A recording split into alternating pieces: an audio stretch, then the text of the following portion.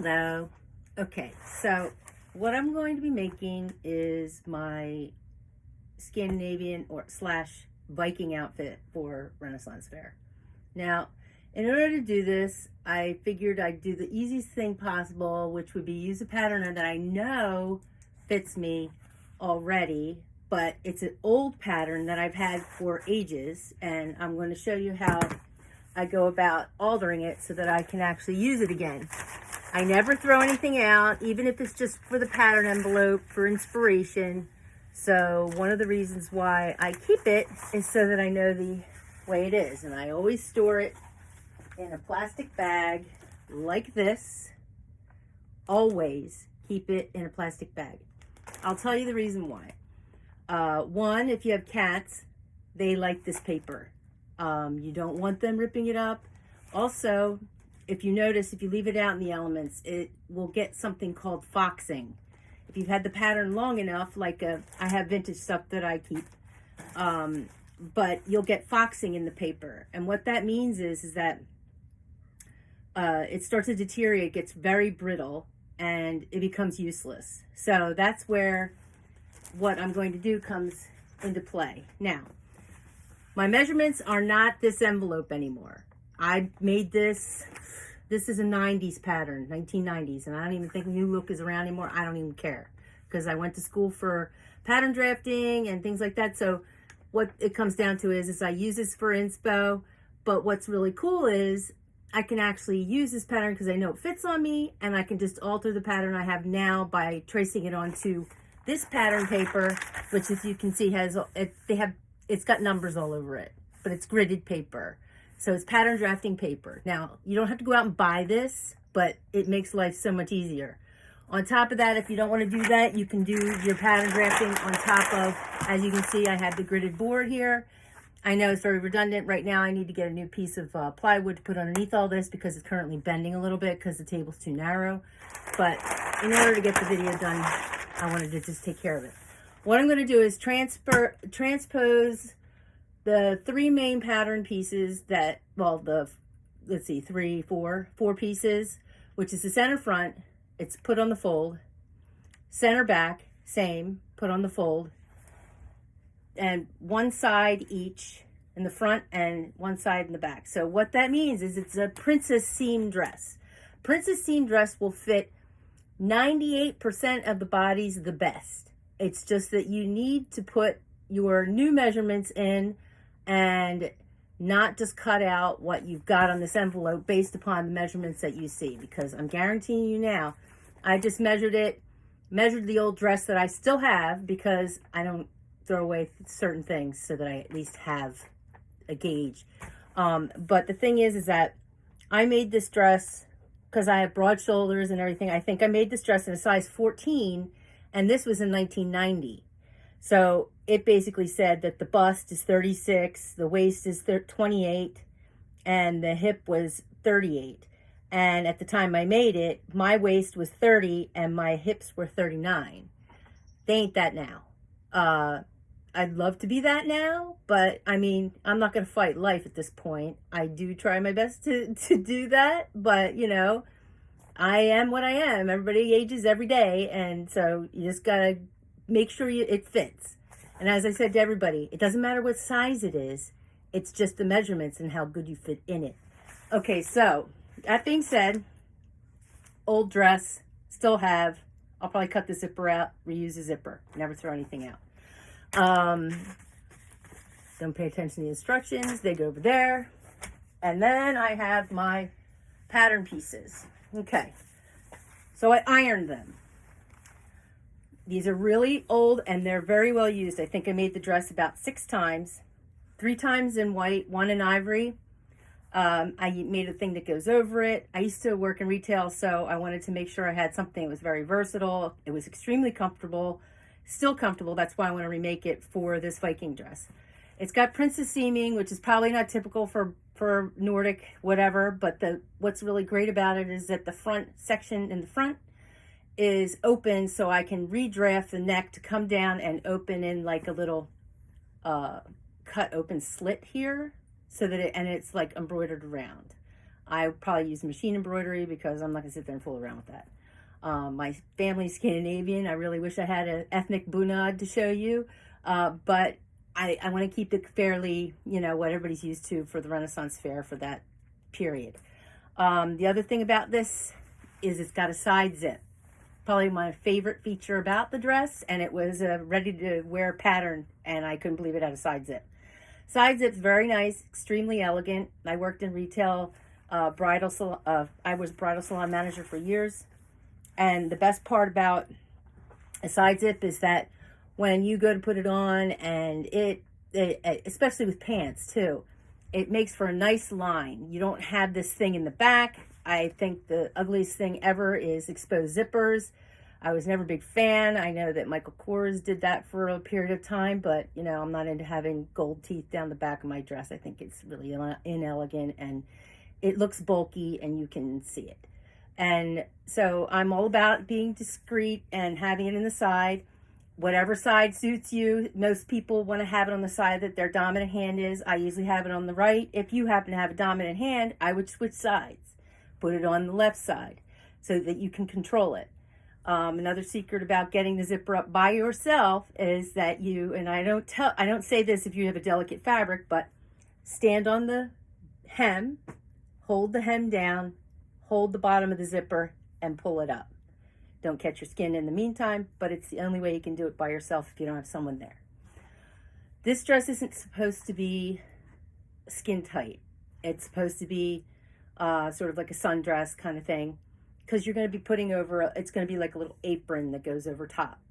I think I'm going to modify it a little bit because I'm not busty, but I'm all about like not making it look bigger when you can make yourself appear a little smaller. So what I might do is change the way the apron looks a little bit, opposed to making it just like everybody else's. Okay, so my first piece I'm going to do is the back piece. Now I spent the time doing the measurements on this. And what I did was I took this piece and the side back piece, and I laid them down next to each other, lined up and I drew on here the sewing line. This would be the 5/8 inch, okay? The 5/8 inch sewing line is the part you care about the most, not this jackassery down here. You want to know where you're going to be stitching it. Now, basically, I usually use a 1/2 inch seam allowance on all the things that I create, but this is a commercial pattern, so it's 5/8. So I drew the 5/8 on there, and I paired it up with the other back, the side back. You're gonna cut 2 side backs and 1 back on the fold. But before I sit there and cut all this out, which would be a pattern that would not fit, I'm going to lay these 2 down on top of each other because I drew the seam allowance on it, and I'll show you what it looks like above. So it looks like that. If you can see that, it basically, I lined them up so you can see the seam allowance on each side, and that's how much, that's the sewing line right there, and that's what we have to add to. So once you see that, and you have your sewing line, you have to do some measuring. I know this is everybody's favorite thing to do, but I know my measurements. I know that well, we're not going to go into that. But needless to say, okay, so say it says, say it's 44 across the top. That's the circumference around the biggest part of your bust, like that. Breathe in and out, and that's, actually it says 44 1/8. All right, so 44 1/8 total. All right, and you've got 6 pieces. You got the front, you got the back. So it's 1, 2, 3, 4, 5, 6. 6 pieces. So I need to add, after I did the measurements on the pattern, I have to add 1 inch to each panel. So the easy part is doing the front and the back. But what they do is, I don't know if you've ever learned about slashing and taping. So what they tell you to do is what I'm going to do is trace this out on this paper and make a brand new pattern that I'm going to cut out. So technically, all you would do is you'd slash this all the way down. So instead of doing that, this is the center back. All I'm going to do is add 1 inch to this. So that's 1, 2, 1 inch each side of the pattern. So this is technically getting 2 inches. It works out like that. So I'm going to add the center back. I'm going to add 1. And then the 2 sides are each going to get 1 inch on the sides. So it's 3, 4, 5, 6. You have to divide it evenly. So what I'm going to do is trace this out. Add I think it's 1 inch. I'm going to do it to be safe because I don't want to be too tight. I mean, as we all know, the Ren Fair gets warm. I don't like to be sticky and hot and stuck to my fabric. So I tend to do it just a little bit bigger. My pirate outfit, I did exactly as I wanted it. I wanted it tighter, but I added some ease and I put a corset in the back of it. And then, of course, I can wear a corset underneath of it because it could be used more of like a jacket, which is what I want to do. I actually figured out a few things about the way it turned out after I wore it. There's a couple things that I don't like. I'm going to probably roll it up probably 1.5 inches and add a feature at the bottom to prevent damage to the fabric because it does graze the ground and I didn't want to do that anymore. So it causes a little bit of damage with the brocade. So in order to protect it, I think I'm going to bind it in some way and I have to find the right binding. But that being said, I'm going to add the 1 inch to each of the pattern pieces. And I will show you after. The side piece, what I'm going to do is on a commercial pattern, as you can see, there's a line straight down. That's the grain line. And of course, we all know about this. The grain on the fabric, you should be able to lay the fabric out straight and you should be doing your best you can to do the grain of the fabric. Now, I would not trust the selvage as being completely straight either. That being said, you got to do the best you can.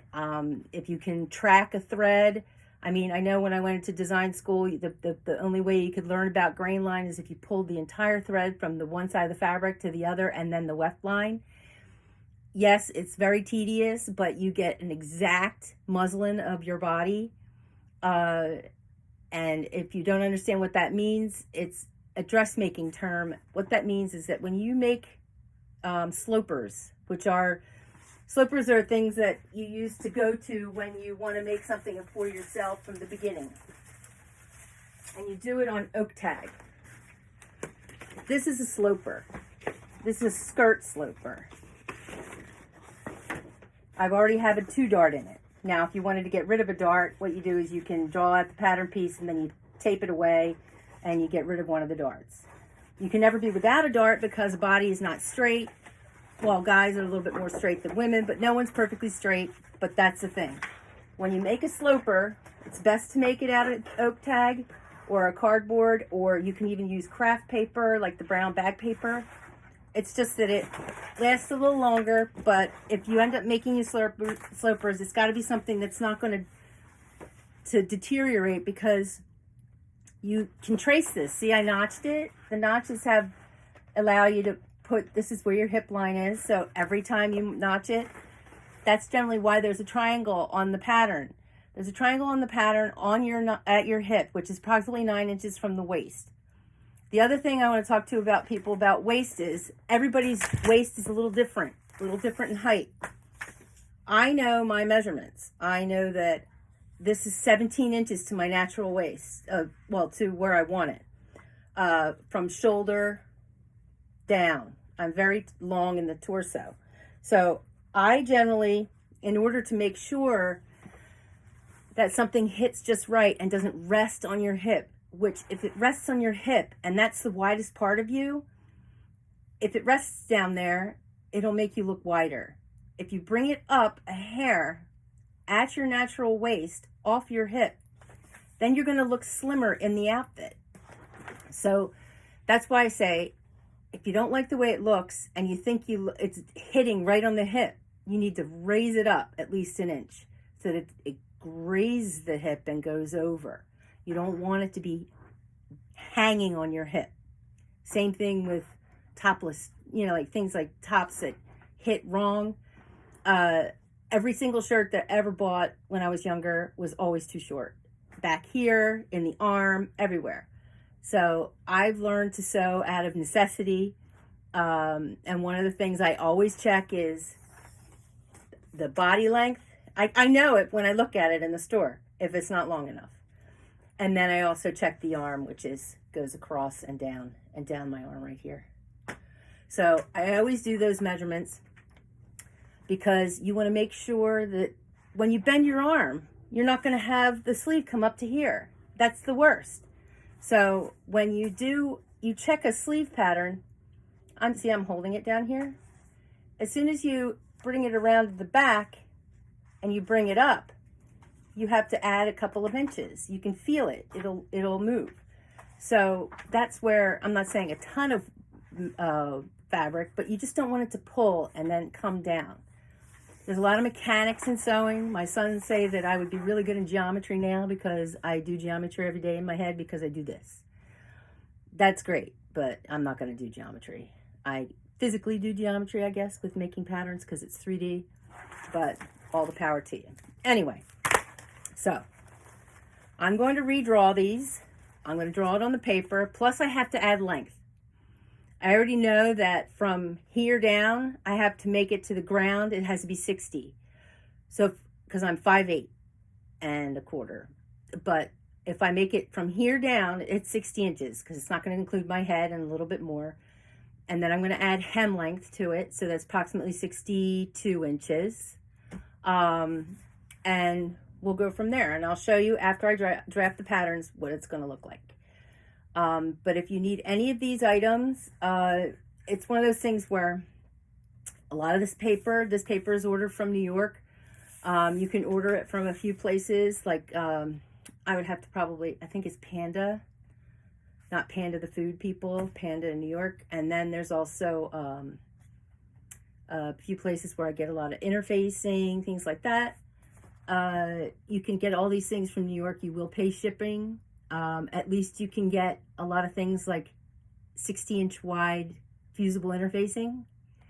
And that's something I didn't cover when I did I didn't talk about it. I did a film about the cutting out of the pirate outfit.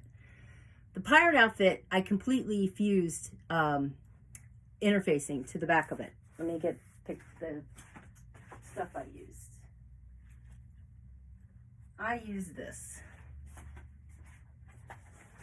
This is 60-inch wide, and it was completely fused to the back of it. It's got a grain to it. I don't know if you can see it, but what's nice about it is when I totally fused it to the back of the fabric, it keeps it stable. So that if I go to move it, or if I had to take a seam out, for God's sake, it doesn't fray to oblivion. So when I cut it out, none of this stuff started fraying, which is one of those things with that kind of fabric. The other thing is that if I want it really crispy and really sticking out away from my body, I'd use something called Siri. Siri you can't get in, you can get it in Joann's, but it's going to be like, I don't know, 21 inches wide. If you need to cut out a skirt in Siri, you're not going to get it at Joann's. You're going to order it from New York. And you're going to order Siri from, I think it's, I got to get the paperwork. But if anybody's interested in that kind of information, I can send that to you too. And the reason I know this is that I worked for a designer for 3 years. Excellent. I mean, it was 6 of us in the house doing the work. I used to do a lot of cutting, and we did pattern work and things like that. And everything was custom made for the customer. I got to tell you something. We used a ton of Siri, and it was done underneath taffeta things because it gave it more body. And it makes for a really pretty look. It makes that kind of bell shape at the bottom of the skirt. And it makes it have stability, whereas you'd have to add this big, huge crinoline. I hate crinolines. I worked with them in the bridal industry for years. Having to wear that slip is a nightmare. If you can build into your outfit crinoline, great. I wear one that I bought. It's sort of like, oh, it's over here.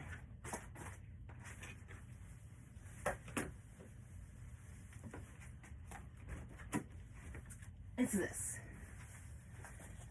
And this is about as much as I'm going to use. And what it does is just keeps the skirt away from my body. But I also found that I really hate wearing it, even if I wear a slip under it. And I know a lot of people don't have a slip. Anybody that's if you get dressed up, people don't wear slips anymore. Just like pantyhose. People aren't wearing pantyhose either. They each offer two very important things. A slip keeps the fabric from going through between your legs. So in essence, the slip underneath that would keep that stuff from going between my legs. Also, pantyhose. I will be a big proponent of pantyhose till I die. Pantyhose have built-in girdles. Nobody needs to be seeing anything, moving. Especially in not ready to wear, formal wear. That's why pantyhose exists. So, yes, I will wear a slip. Yes, if I go to a wedding, I will wear pantyhose, unless I have a decent pair of Spanx that don't make me feel like I'm going to die.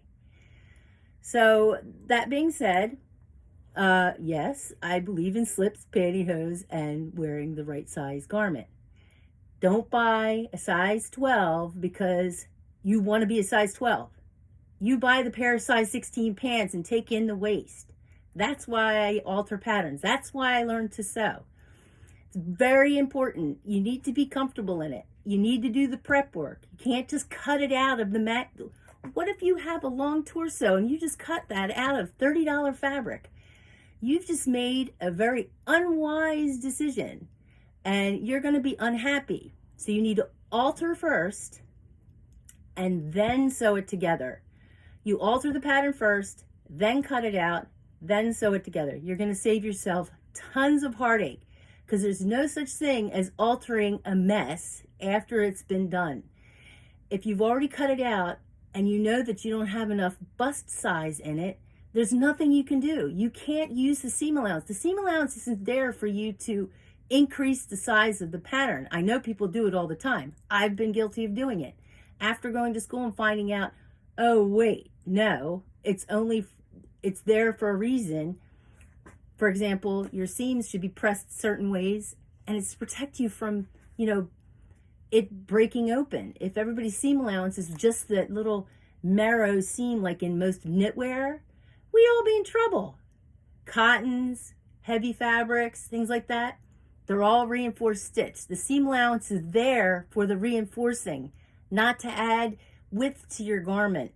So that being said, I'm going to alter the pattern. I'll show you what I did. I'll draw the pattern out and I'll lay the old pattern over top so you can see.